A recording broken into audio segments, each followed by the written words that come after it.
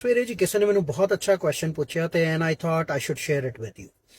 ਨਾਓ ਥੋੜੀ ਜਿਹੀ ਬੈਕਗ੍ਰਾਉਂਡ ਦੇ ਦਾਂ। ਜਿਨ੍ਹਾਂ ਨੇ ਮੈਨੂੰ ਕੁਐਸਚਨ ਪੁੱਛਿਆ ਉਹ ਆਪਣੇ ਆਪ ਕਰੀਬਨ 60 ਇਅਰਸ 올ਡ ਹੈਗੇ ਆ।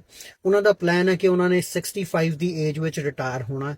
ਕੈਨੇਡਾ ਆਏ ਨੂੰ ਉਹਨਾਂ ਨੂੰ ਕਰੀਬਨ 35 ਸਾਲ ਹੋ ਗਏ ਨੇ ਤੇ ਉਹਨਾਂ ਦੀ RRSP ਵਿੱਚ ਕਰੀਬਨ $2.25 ਲੱਖ ਉਹਨਾਂ ਨੇ ਇਨਵੈਸਟ ਕੀਤਾ ਹੋਇਆ ਹੈ ਤੇ ਸੇਵਿੰਗ ਹੈ, ਪਲੱਸ ਉਹਨਾਂ ਕੋਲ TFSA ਵੀ ਹੈ ਤੇ ਕੁਝ ਇਨਵੈਸਟਮੈਂਟ ਪ੍ਰਾਪਰਟੀਆਂ ਵੀ ਹੈਗੀਆਂ।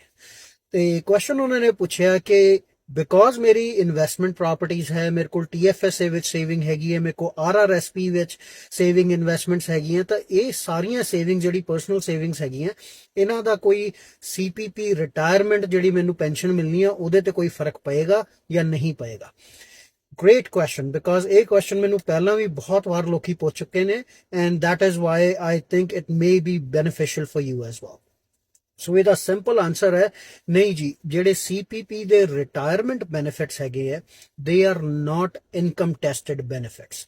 ਉਹਦਾ ਮਤਲਬ ਇਹ ਹੈ ਕਿ ਇਰਰਿਸਪੈਕਟਿਵ ਆਫ ਕਿ ਤੁਹਾਡੀ RRSP ਵਿੱਚ ਕਿੰਨੀ ਸੇਵਿੰਗ ਹੈ, ਭਾਵੇਂ $1 ਮਿਲੀਅਨ ਹੈ ਭਾਵੇਂ $1 ਹੈ, ਇਰਰਿਸਪੈਕਟਿਵ ਕਿ ਤੁਸੀਂ ਤੁਹਾਡੇ ਕੋਲ TFSA ਵਿੱਚ ਸੇਵਿੰਗ ਹੈ ਜਾਂ ਨਹੀਂ ਹੈ, ਇਰਰਿਸਪੈਕਟਿਵ ਤੁਹਾਡੇ ਕੋਲ ਕੋਈ ਕੈਸ਼ ਪਿਆ ਹੈ ਜਾਂ ਨਹੀਂ, ਇਰਰਿਸਪੈਕਟਿਵ ਕਿ ਤੁਹਾਡੇ ਕੋਲ ਕੋਈ ਇਨਵੈਸਟਮੈਂਟ ਪ੍ਰਾਪਰਟੀਆਂ 5 ਹੈ ਜਾਂ ਕੋਈ ਵੀ ਨਹੀਂ ਹੈਗੀ, ਜਿਹੜੀ ਤੁਹਾਡੀ ਇਨਕਮ ਹੈਗੀ ਹੈ ਜਾਂ ਤੁਹਾਡੀ ਸੇਵਿੰਗਸ ਹੈ, ਤੁਹਾਡੀ ਇਨਵੈਸਟਮੈਂਟਸ ਹੈ, ਉਹਦਾ CPP ਦੇ ਰਿਟਾਇਰਮੈਂਟ ਬੈਨੀਫਿਟਸ ਤੇ ਕੋਈ ਫਰਕ ਨਹੀਂ ਪੈਂਦਾ।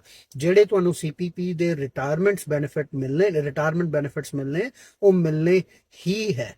ਉਹ ਸਿਰਫ ਡਿਪੈਂਡ ਕਰਦਾ ਹੈ ਕਿ ਤੁਸੀਂ ਇੱਥੇ ਕੈਨੇਡਾ ਵਿੱਚ ਕਿੰਨੇ ਸਾਲ ਕੰਮ ਕੀਤਾ ਤੇ ਡਿਊਰਿੰਗ ਯੂਰ ਵਰਕਿੰਗ ਈਅਰਸ ਤੁਸੀਂ ਕਿੰਨਾ ਕੰਟਰੀਬਿਊਟ ਕੀਤਾ। ਇਟ ਡਜ਼ ਨਾਟ ਮੈਟਰ ਕਿ ਤੁਹਾਡੀ ਪਰਸਨਲ ਸੇਵਿੰਗਸ ਕਿੰਨੀ ਹੈ, ਤੁਹਾਡੀ ਪਰਸਨਲ ਇਨਵੈਸਟਮੈਂਟਸ ਕਿੰਨੀ ਹੈ। ਦੇਖੋ, ਜਦੋਂ RRSP ਸ਼ੁਰੂ ਹੋਈ ਸੀ, ਉਹ ਸ਼ੁਰੂ ਕਰਨ ਦਾ ਗਵਰਨਮੈਂਟ ਨੂੰ ਇਹ ਪਲਾਨ ਓਪਨ ਕਰਨ ਦਾ ਮੋਟਿਵ ਹੀ ਇਹੀ ਸੀਗਾ ਕਿ CPP ਦੇ ਰਿਟਾਇਰਮੈਂਟ ਬੈਨੀਫਿਟਸ ਇਨਫ ਨਹੀਂ ਹੁੰਦੇ। ਆਪਾਂ ਪਹਿਲਾਂ ਵੀ ਗੱਲ ਕਰ ਚੁੱਕੇ ਹਾਂ। CPP retirement benefits average benefit ਅੱਜ ਦੀ ਡੇਟ ਵਿੱਚ ਕਰੀਬਨ $750 ਹੈ, which is not enough and that is why government has encouraged everyone to save in personal saving plans and investment plans called RRSPs and TFSAs.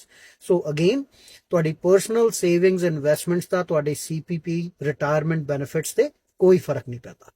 Now, if you have any questions regarding your RRSPs, TFSAs या अपनी retirement planning बारे, you can always give me a call at 416-270-1234.